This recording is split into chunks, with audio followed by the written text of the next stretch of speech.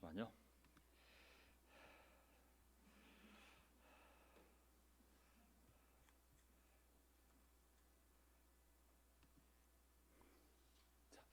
안녕하세요. 반갑습니다. 오늘도 이렇게 힘차게 우리 강수마 형제님께서 찬양을 인도해 주셔서 감사드립니다. 코로나 발생한 지 벌써 1년 10개월이 되었는데요. 정말 1년 10개월 동안 이 주중 예배 굳건하게 우리 강수마 형제님께서 찬양을 맡아주셨기 때문에 한 주도 빠지지 않고 힘찬 또 아름다운 찬송을 우리가 함께 드렸던 것 같습니다. 하나님께서 많은 복을 그와 그의 가정에게 내려주실 줄 믿습니다. 아멘. 또 오늘 어려운 가운데 우리 시스템을 맡고 있는 박정현 또 소영선 형제자매님 감사드리고요. 또 오늘 방역부장 우리 장수영 자매님 또 세상 따느라 고생 많았습니다. 또 우리 김세희 씨 어려운 가운데 또 1년 6개월 동안 지난 또 1년 10개월 동안 또 하루도 빠지지 않고 또 이렇게 함께했던 시간 생각하면 또 하나님의 놀라운 은혜라는 생각이 들고요. 또 집에서 직장에서 어쨌든 어려운 가운데 또 시간을 내어 또 마음을 세워 지친 몸을 이끌고 또 말씀 앞에 모인 모든 분들 예수님의 이름으로 정말 감사하고 또 환영합니다. 자, 오늘 저는 오늘 원래 준비한 코스대로 하면 우리 시리즈로 준비한 설교가 있었는데 제가 오늘 이 설교를 특별히 준비했습니다. 함께 오늘 이 복음서에 나타난 이 사건을 보면서 우리 마음이 다시 한번 새롭게 되기를 바라고 또 우리 각자의 삶과 또 우리의 가정과 또 이 교회가 사람의 어떤 계획이 있는지 모르겠지만 어떤 계획을 세워놨는지 모르겠지만 오늘 함께 읽을 이 본문의 말씀이 우리 모두에게 깊은 확신을 주기를 바라면서 오늘 이 설교를 여러분들과 함께 나누고 싶습니다. 오늘 집에 계신 형제자매 여러분 또 나중에 이 동영상을 보게 될 형제자매 여러분 부디 이 말씀이 우리에게 영감을 주어서 우리에게 인스피레이션을 주어서 우리의 믿음이 이 방향으로 갈 수 있도록 성령께서 역사해 주시기를 간절히 바라며 오늘 설교를 시작하겠습니다. 자, 오늘 저의 설교 제목은 내가 너에게 말한다 일어나가라. 달리다굼 죽었던 소녀에게 예수님이 말씀을 하시고 살렸던 역사적인 사건을 보면서 오늘 우리의 믿음을 다시 한번 생각해 보고자 합니다. 자,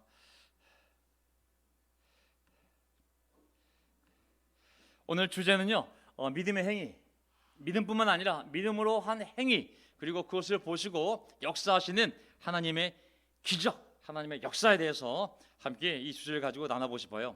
요점은 딱 세 가지가 있는데요. 여기 세 단계의 믿음이 나옵니다. 거의 죽게 된 믿음, 그 다음에 찾아와서 손을 댄 믿음이 있고 그리하여 기적을 본 믿음이 있습니다. 오늘 모든 사람들의 삶이 잘 될 때도 있고 어려울 때도 있지만 이렇게 너무 낙심하여 거의 죽게 된 믿음이 있는가 하면 그럼에도 불구하고 하나님을 바라보고 군중을 뚫고 나와서 예수님의 옷을 댄 믿음이 있고 그리고 그 믿음으로 말미암아 예수 앞에 나와 무릎을 꿇은 그 믿음, 예수께 나와 옷을 만진 그 믿음을 통해 놀라운 치유와 그리고 구원의 기적을 맛본 믿음이 있습니다. 오늘 이 세 가지 요점을 가지고 마가복음 5장에 나와 있는 사건을 함께 보고자 합니다. 먼저 거의 죽게 된 믿음. 마가복음 5장 21절. 예수께서 배를 타고 맞은편으로 다시 건너가시니 큰 무리가 예수께로 모여들었다. 예수께서 바닷가에 계시는데 22절 5장 22절 마가복음 회당장 가운데서 야이로라고 하는 사람이 찾아와서 예수를 뵙고 그 발 아래에 엎드려서 그의 발 아래에 엎드려서 간곡히 청하였다. 내 어린 딸이 죽게 되었습니다. 내 어린 딸이 죽게 되었습니다. 오셔서 그 아이에게 손을 얹어 고쳐주시고 살려주십시오. 아멘. 해당장 야이로 맞추고 가는 어린 딸의 이야기는 언제 읽어도 마음에 와닿는 무언가가 있습니다. 아마 제가 제자 생활을 살면서 아마 죽는 날까지 이 본문을 읽을 수 있다면 아마 읽을 때마다 어떤 자극이 오는 역사적 사건이 아닌가 싶습니다. 간절한 상황과 간절한 부탁, 간절한 상황과 간절한 기도, 그리고 마지막 해결책은 결국 하나님의 개입과 하나님의 터치인 것이죠. 우리가 해도 안 되면 포기하는 것이 아니라 믿지 않는 자는 하나님을 아버지로 두지 못한 자들은 하다 안 되면 포기하겠지만 하나님을 아버지로 둔 자들은 예수님을 주님으로 영접한 자들은 우리는 반드시 하나님께 나아가 하나님이 능력의 손으로 개입하시고 그리고 우리의 삶을 만지셔서 놀라운 기적을 봐야 하는 것이 우리의 운명인 줄 믿습니다. 자, 24절.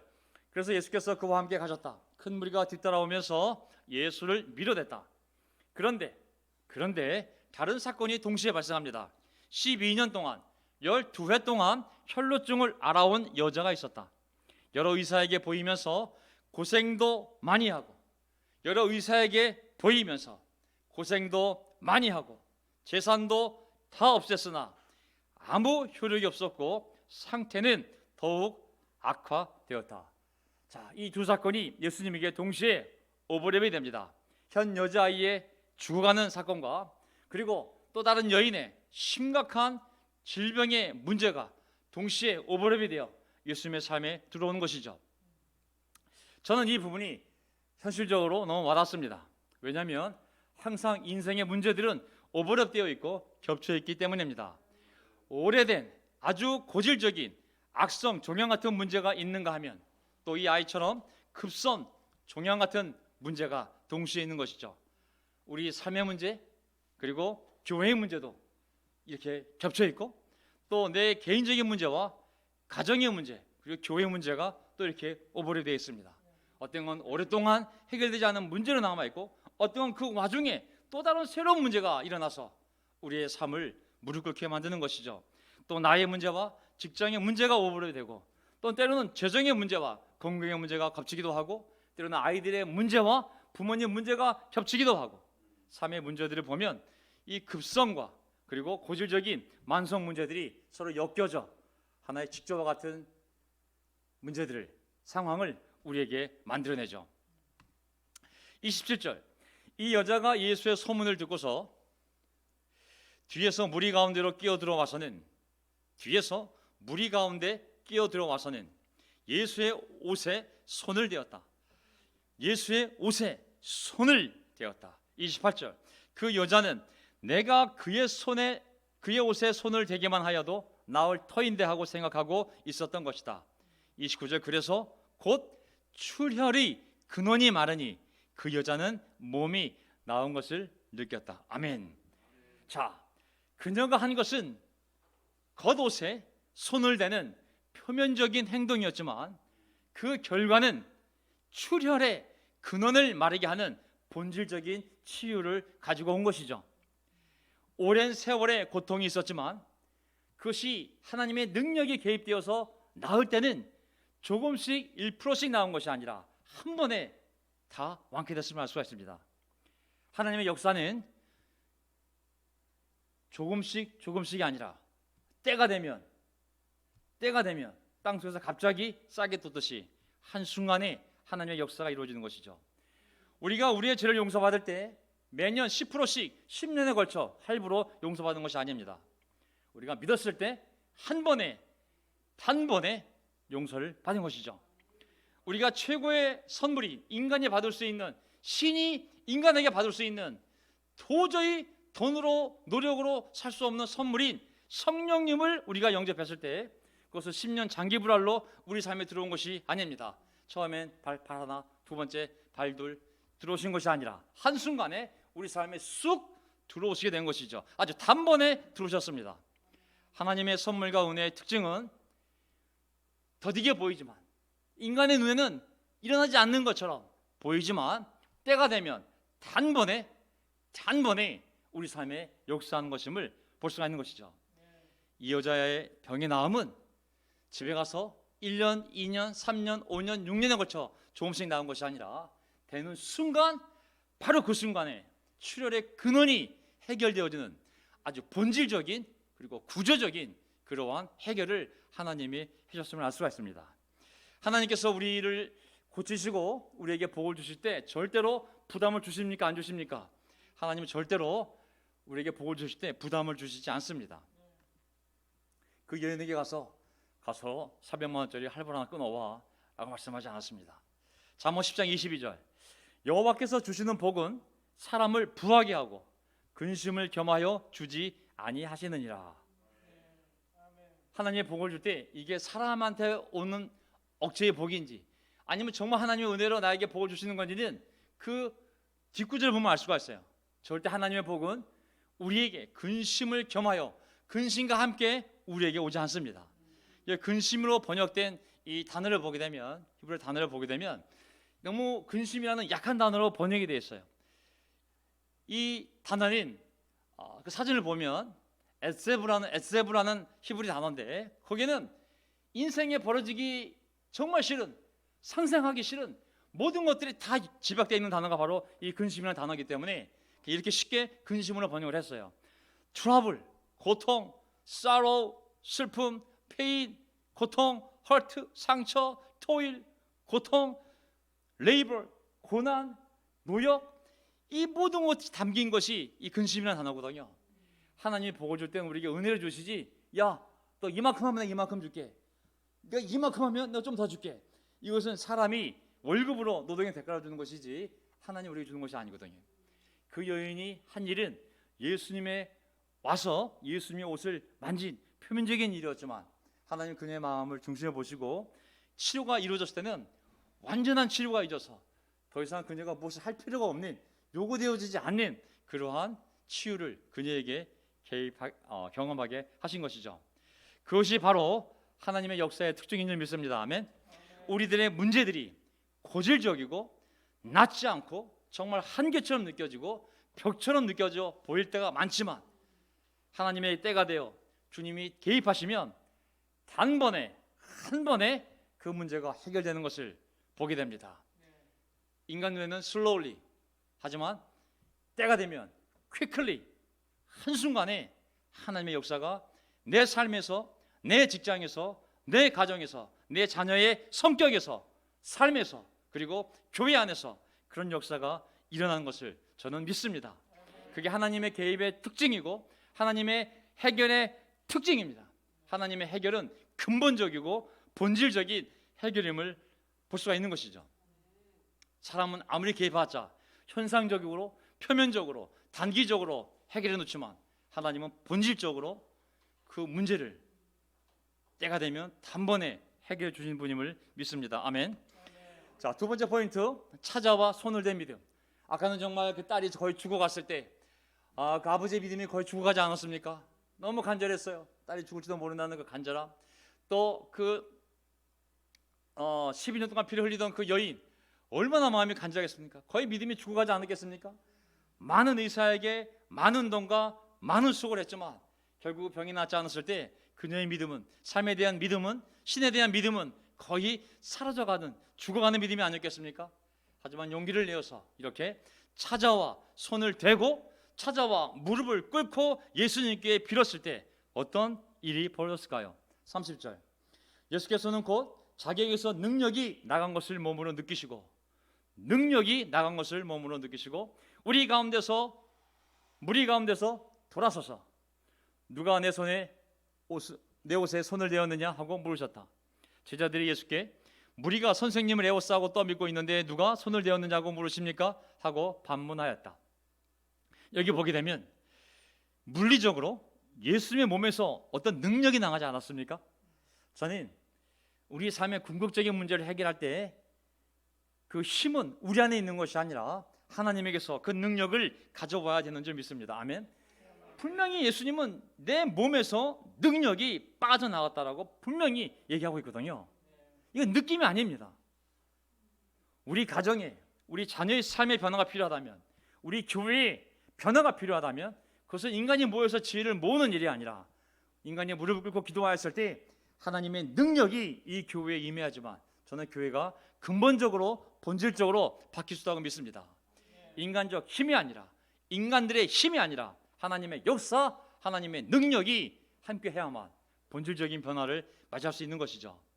왜냐하면 우리가 대항하여 싸우는 것이 세상의 악한 영과 지배자들이기 때문에 이게 우리 사람의 착한 마음과 선한 노력만으로는 절대로 해결될 문제가 아닌 것이죠. 싸울 대상이 인간이 아니라 악한 영이기 때문에 인간의 힘으로 될 문제가 아닌 것이죠. 그놈이 그냥 그놈이 아닙니다. 그놈 뒤에 무서운 놈이 따로 있어요. 그게 바로 사람이 아닌 영적인 존재, 마귀인 것이죠. 우리의 모든 전쟁은, 모든 문제 뒤에는 마귀가 있음을 믿고 우리가 하나님의 지혜, 하나님의 능력을 구해야만 될 줄 믿습니다. 아멘.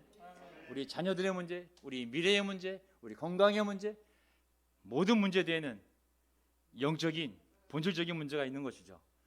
그것을 바라보고 하나님의 능력으로 하나님의 개입하셔서 우리를 대신하여 싸울 수 있도록 그 능력을 우리가 기도해야 되는 것입니다. 32절. 그러나 예수께서는 그렇게 한 여자를 보려고 둘러보셨다. 그 여자는 자기에게 일어난 일을 알므로 두려워 떨면서 예수께로 나와 엎드려서 사실대로 다 말하였다. 34절. 그러자 예수께서 그 여자에게 말씀하셨다. 딸아, 너의 믿음이 너를 구원하였다. 안심하고 가거라. 그리고 이 병에서 벗어나서 건강하여라. 아멘. 야, 너의 믿음이 너를 구원하였다. 너의 믿음이 너의 가정을, 너의 자식을, 너의 배우자를, 너의 건강을 구원하였다. 안심하고 가거라. 그리고 다시는 또 죄를 져서 이 병에서 걸리지 않도록 완전히 벗어나서 건강하게 살아라. 아멘. 이 메시지가 저 개인적인 삶과 또 저희 가정과 또 이 교회에 정말 이 음성이 다 임하기를 간절히 바랍니다. 하나님이 이렇게 우리의 상황을 정말 정리해 주시기를 간절히 기도해 봅니다. 인간의 편에서 보면 우리의 믿음이 우리를 구원한 것처럼 예수님이 말씀하시지만 영적으로 보면 하나님 편에서 보면 그것은 우리의 믿음이 구원한 것이 아니라 하나님의 능력이 우리를 구원한 줄 믿습니다. 아멘. 하나님의 너무 겸손한 표현인 것 같아요. 자신의 능력이 빠져나가서 분명히 치유가 되었음에도 불구하고 말씀하시되 너의 믿음이 널 구원한 거라고. 얼마나 그녀의 믿음을 높이고 격려하시는지 모르겠습니다. 인간 편에서 필요한 것이 무엇이었는가 보면 믿음만이 아니라 믿음의 행위가 있었습니다. 아멘. 믿음은 반드시 믿음의 행위로 표현되어지는 줄 믿습니다. 그 여인이 믿습니다 하고 누워만 있었다면 예수님이 어떻게 그 여인의 병을 알 수 있었겠습니까? 예수님의 소식을 듣고 예수님에 대한 믿음을 갖고 믿음의 행위, 집을 나와서 옷을 입고 신발을 신고 그리고 먼 길을 와서 사람들을 뚫고 창피를 무릅쓰고 맨 앞으로 와서 예수님을 만졌던 믿음의 행위가 없다면 어떻게 예수님이 그 여인의 마음속에 믿음이 있는지를 알 수 있을까요? 예수님이 보는 것은 믿음이지만 그 역사를 일으키는 것은 믿음의 행위임을 우리 모두 기억합시다. 야고보서에 말씀하시지 않습니까? 너의 행위로 너의 믿음을 보이라고. 우리 세희 씨가 여기서 1년 8개월 동안 1년 9개월 동안 정말 주님의 주일에 빠지지 않고 정말 아주 열심히 나왔어요. 저는 잘 모르겠어요. 믿음의 행위로 본다면 누가 우리 세희 양의 믿음을 의심할 수 있을까요? 행위가 없는 믿음은 죽은 믿음입니다. 제 얘기가 아니라 하나님 말씀 아니겠습니까? 우리가 믿음의 행위를 기억합시다. 아멘. 믿음이 아니라 하나님의 능력이 우리에게 임하게 하는 그분의 몸에서 우리에게로 옮겨오게 하는 믿음의 행위, 만지는, 손을 대는, 뚫고 나오는 그 믿음의 행위를 우리 각자가 생각해 봅시다. 전 최근에 우리 강수만 형제하고 대화하면서 또 이제 11월달 위드 코로나가 되면 모임을 만드는 것, 또 찬양을 만드는 걸 여러 가지 얘기를 하면서 또 우리 김포, 영등포, 강서 쪽에 또 주중에 저녁 모임을 하나 만들어 보려고 또 계획 세우고 있습니다. 저도 용인 수원에서 정말 우리 박찬희 형제와 함께 저녁에 모임을 만들려고 오늘도 우리 방문자 한 분을 연락을 해서 다음 주 목요일 날 연락을 잡고 우리 그곳에서 교제를 나누기로 했습니다. 주일에는 명동에서 아멘 예배와 교제를, 또 주중에도 명동에서 예배와 교제를, 또 주중에 한 날을 정해서 우리가 함께 모여 찬양하고 기도하면서 또 명동에서 또 놀라운 찬양과 교제를. 하지만 각자의 집 근처에서 또 여러 가지 온라인 오프라인 모임을 만들어서 우리가 믿음의 행위를 해야 되는 줄 믿습니다. 아멘. 내 자녀가 너무 잘 될 줄 믿습니다. 하나님이 내 가족을 돌보셔서 내 딸이, 내 아들이, 내 자녀가 너무 훌륭한 믿음이 될 줄로 믿습니다. 믿으면 믿음의 행위를 해야죠. 전 제 딸과 함께 날마다 저녁에 수요일날 저녁에도 집에 가면 10시 반 11시에 성식 피우고 제 딸과 함께 하나님 말씀을 공부합니다. 지난주 수요일도 11시에 공부했습니다. 토요일도 공부했고 10시에 공부했고 어저께도 10시 반에 같이 성경을 공부했습니다.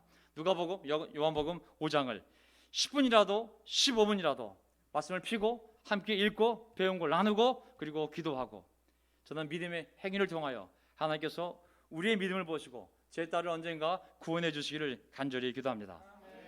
믿음의 행위를 기억하시기 바랍니다. 푸념이 아니라 간절한 넋두리가 아니라 믿음의 행위를, 한 발자국을 움직이는 것이든 손가락을 움직이는 것이든 머리를 숙이는 것이든 믿음의 행위를 하나님이 보실 줄 믿습니다. 아멘. 35절 예수께서 말씀을 계속하고 계시는데 회당장의 집에서 사람들이 와서 회당장에게 말하였다. 따님이 죽었습니다. 이제 선생님을 더 괴롭혀서 무엇하겠습니까? 따님이 죽었습니다. 야이로야, 당신 딸이 끝 죽었다고. 더 이상 선생님을 괴롭혀서 무엇하겠습니까? 36절 예수께서 이 말을 곁에서 들으시고서 회당장에게 말씀하셨다. 두려워하지 말고 믿기만 하여라. 아멘. 야, 이거 완전히 다른 상황이잖아요. 한쪽은 게임 끝, 안타깝지만 당신 딸이 죽었다고, 그냥 죽었다고. 예수님은 두려워하지 말고 믿기만 하여라.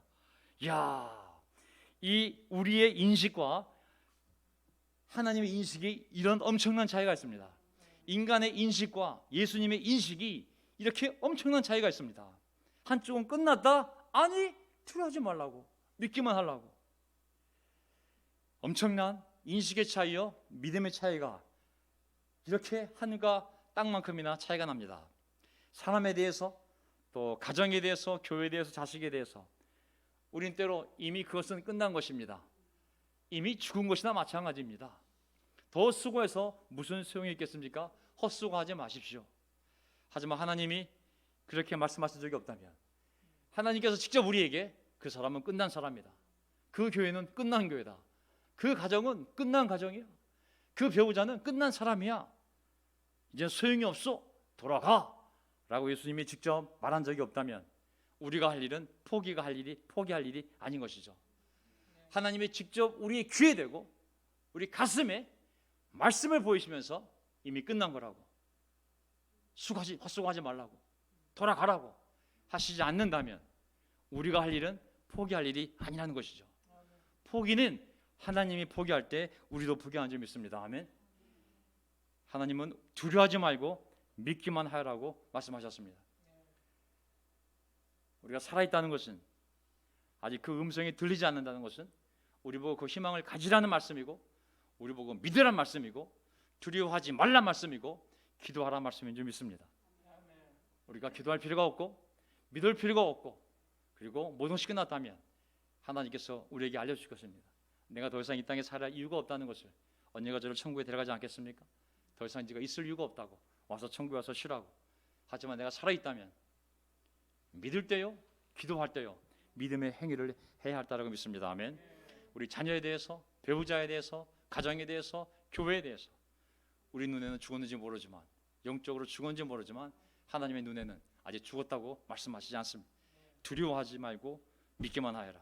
37절 그래서 베드로와 야고보의 동생 요한밖에는 아무도 따라오는 것을 허락하지 않으셨다. 해당장 야이로 가족과 베드로와 야고보와 야고보의 동생 요한밖에는 아무도 따라오는 것을 허락하지 않으셨다. 그 많은 사람들이 가고 싶었겠죠. 하지만 오지 못하겠습니다. 사실 믿음 없는 자들은 하나님의 역사에 도움이 되지 않을 뿐만 아니라 믿음이 있는 자의 믿음과 믿음의 행위까지, 믿음을 갖고 하려는 행위까지 부정적인 영향을 줄 수가 있습니다. 그 기적의 자리에 함께하는 것을, 믿음이 없는 자들이 기적이 일어나는 자리에 함께하는 것을 하나님은 기뻐하시지 않으셨습니다. 너희는 오지 말라고. 그 오직 가족과 그리고 베드로와 야고보와 야고보의 동생 요한만을 데리고 들어가셨습니다. 저는 믿는 자의 눈이 복된 눈이 되리라 믿습니다. 아멘. 믿는 자의 발이 복된 발이 되리라 믿습니다. 믿지 않는 자의 발은 세상에서 바쁘나 믿는 자의 발은 주님의 성소와 주님의 역사가 일어나는 곳에 함께하는 발이 될 줄 믿습니다. 아멘. 믿지 않는 자는 세상에서 열심히 뛰어날지 모르겠지만, 믿는 자는 하나님께 예배드리는 그 성소와 교제하는 그 자리에, 그리고 선을 행하는 그 자리에 그 발걸음이 항상 함께하는 줄 믿습니다. 믿는 자의 눈은 반드시 하나님의 역사를 볼 수 있는 특권을 갖게 될 줄 믿습니다. 아멘. 믿는 자의 눈, 믿는 자의 발이 복된 것이죠.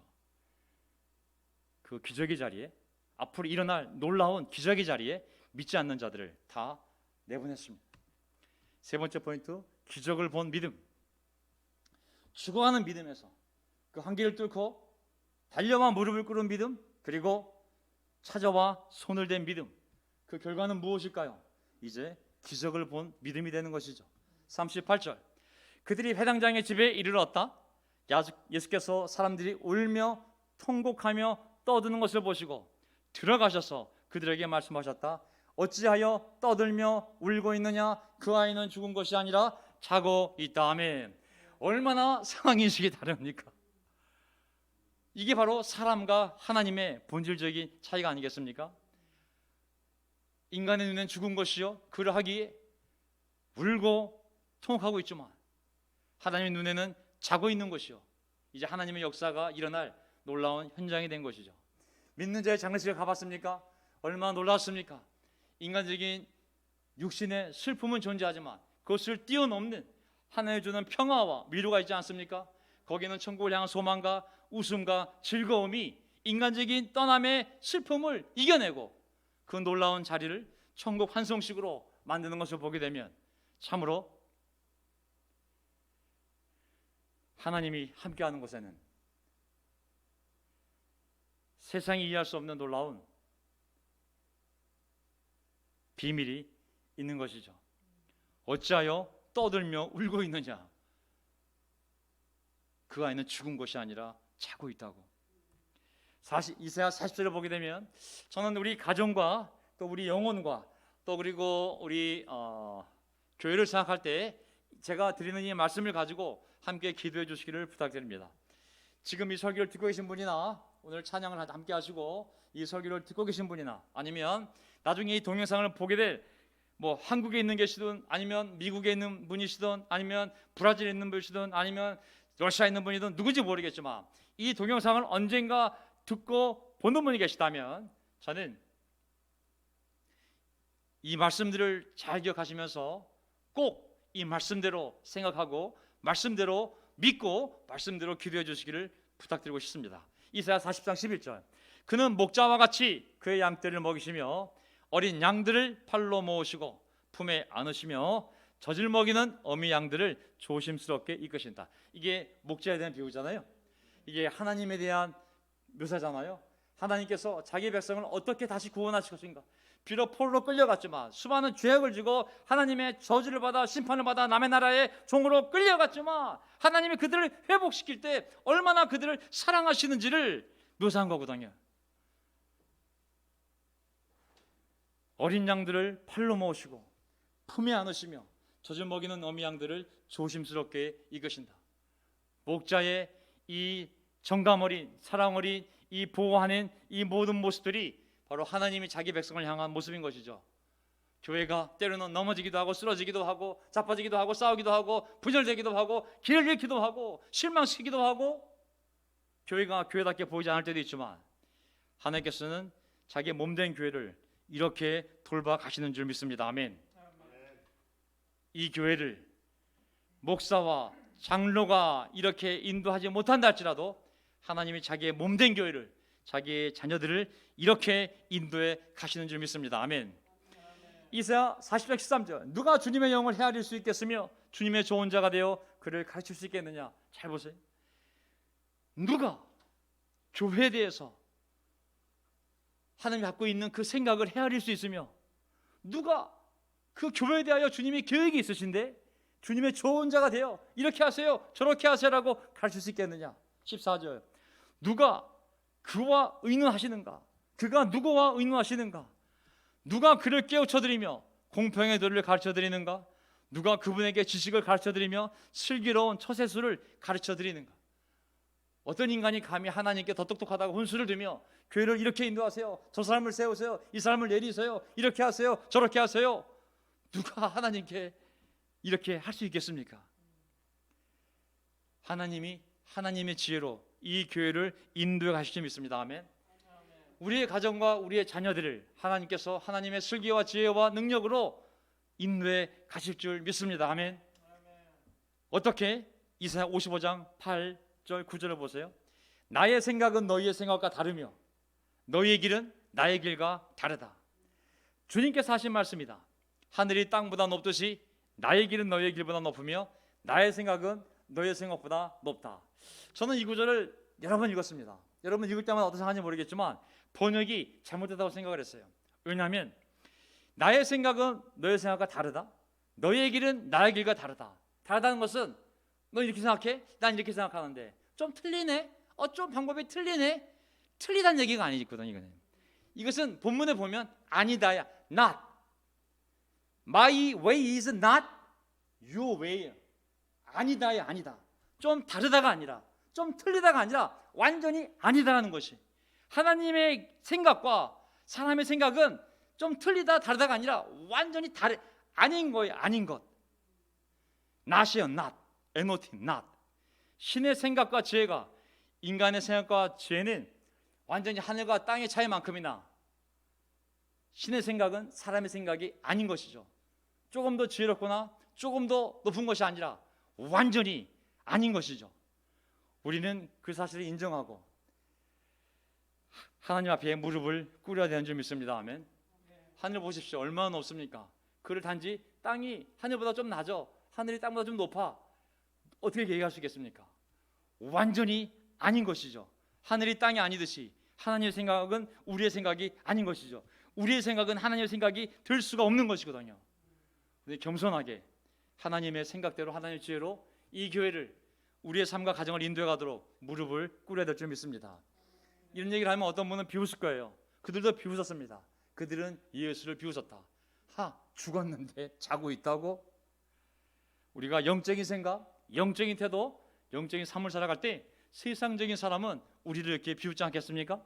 그러나 예수께서는 그들을 다 내보내신 뒤에 아이의 부모와 일령을 데리고 아이가 있는 곳으로 들어가셨다. 또다시 분리시킵니다.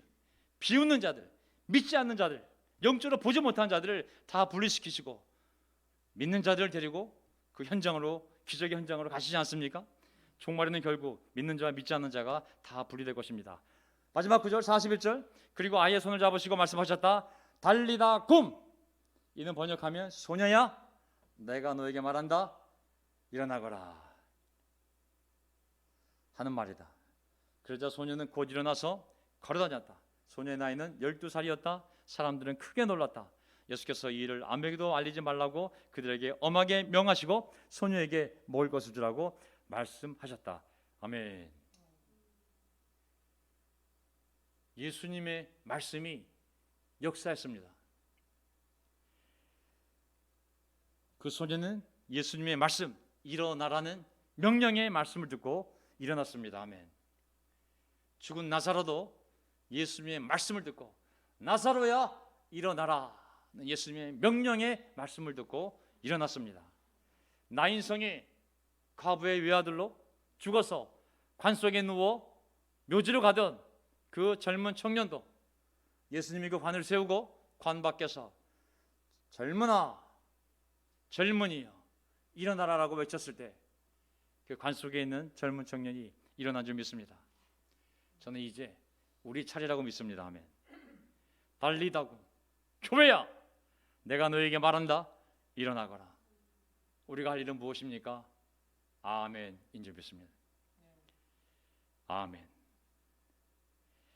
다시 일어나기를, 우리 각자의 삶이, 또 각자의 바울톡이 이제 코로나가 일상으로 돌아가고 다시 하나님 우리에게 믿음으로 행위를 할 수 있는 그런 장을 만들어 주실 때 우리 모두 달리다고 예수님의 음성을 듣고 내가 너에게 말한다, 일어나고라는 그 음성을 듣고 각자의 자리에서 각자의 신앙이, 각자의 믿음이, 각자의 기도가, 믿음의 행위가 다시 일어나기를 간절히 바랍니다.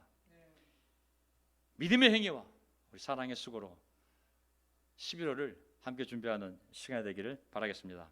자, 오늘 설교 제목, 내가 너에게 말한다, 일어나거라, 달리다고. 믿음의 행위에는 반드시 하나님의 역사, 기적이 있습니다. 오늘 요점, 우리가 가끔 우리의 믿음이 거의 죽게 될 때가 있습니다. 하지만 용기를 내어서 달려와 무릎을 꿇고 그리고 예수님의 옷을 만졌을 때, 손을 대었을 때의 그 믿음이 있습니다. 그리고 반드시 그 믿음은 기적을, 하나님의 역사를 경험하게 될 줄 믿습니다. 11월부터 이 놀라운 기적이 각자의 삶과 우리의 가정과 우리의 바이블톡과 그리고 이 교회에 역사하기를 간절히 바라면서 제가 마지막 기도하고 그리고 찬송가 부르고 마치도록 하겠습니다. 아멘. 하나님 아버지 감사합니다. 이제 코로나가 1년 10개월 동안 하나님의 허락하신 가운데 일어나서 우리의 마음을 휩쓸고 지나갔지만 또한 우리의 마음을 드러내어서 우리가 어디에 있는지, 무엇을 향해 살아왔는지를 다 드러내고 이제 겸손하게 벌거숭이로 드러나서 하나님 앞에 서게 되었습니다. 하나님 이제 1년 10개월 아래 모진 시간을 견뎌내고 이제 하나님께서 한 발자국 나아갈 수 있는 새로운 세상을 열어준다면 주님의 음성을 듣고 달리다고 내가 너에게 명령한다, 내가 너에게 말한다, 일어나라는 주님의 말씀을 듣고 다시 일어나고 싶습니다. 우리의 꿈을 다시 세우고 있습니다. 우리의 믿음의 발걸음을 다시 세우고 있습니다. 우리의 만남의 장소를, 만남의 교제의 장소를 하나님 다시 찾아 그곳에서 하나님께 부르짖으며 기도하며 교제하는 그러한 놀라운 영적인 삶을 복원시키기를 원하고, 또 방문자들이 교회에 와서 그들과 함께 교제하며 성경 말씀을 나누며 식사하며 삶을 나누며 그들이 하나님의 마음을 회복시키는 그 놀라운 기적의 현장이 다시 회복되어지기를 또한 간절히 바랍니다. 교회와 교회들이 떨어져 있었지만 주님의 영이 함께 하셔서 성령의 띠로 연합하라는 주님의 말씀처럼 다시 한번 교회들이 모든 것을 내려놓고 오직 복음 아래에서, 그리고 복음의 전파를 위해서, 다음 세대를 위하여 다시 연합할 수 있는 놀라운 길을 하나님께서 열어주시기를 간절히 바랍니다. 주님, 주님의 말씀, 내가 너에게 말하노니 일어나라는 그 말씀을 들은 나사로도 일어났고 이 소녀도 일어났고 그리고 나인성의 죽은 청년도 일어났습니다. 이제 이 교회 안에 다시 마른 골짜기, 마른 뼈들 같은 우리의 심령이 주님의 음성을 듣고 하나님의 말씀을 듣고 다시 믿음으로 일어나 믿음의 발걸음을 해나갈 때 하나님, 우리의 기대와 상상을 뛰어넘는 평화와 하나님의 능력이 우리의 삶과 이 교회와 우리 가정에 넘쳐나기를, 그리하여 우리의 회개가, 우리의 기도가, 우리의 믿음이 하나님을 기쁘게 하는 것임을 우리에게 증거해 주시기를 간절히 바랍니다. 하나님이 포기하라고 말씀하시기 전까지 우리는 포기할 권리가 없습니다. 주님, 끝까지 믿고 끝까지 기도하고 나아가기를 원하오니 우리에게 믿음을 도하여 주시고, 그리고 나아갈 수 있는 용기를, 그리하여 기적을 본 믿음이 될 수 있도록, 기적을 본 문이 될 수 있도록, 기적을 보는 발걸음이 될 수 있도록 저희 모두를 축복하여 주시옵소서, 복내려 주시옵소서. 우리의 주님이신 예수 그리스도의 이름으로 기도합나이다. 아멘. 아멘. 예배를 마치면서 찬송가 149장 빛의 사자들이여 함께 찬양하겠습니다.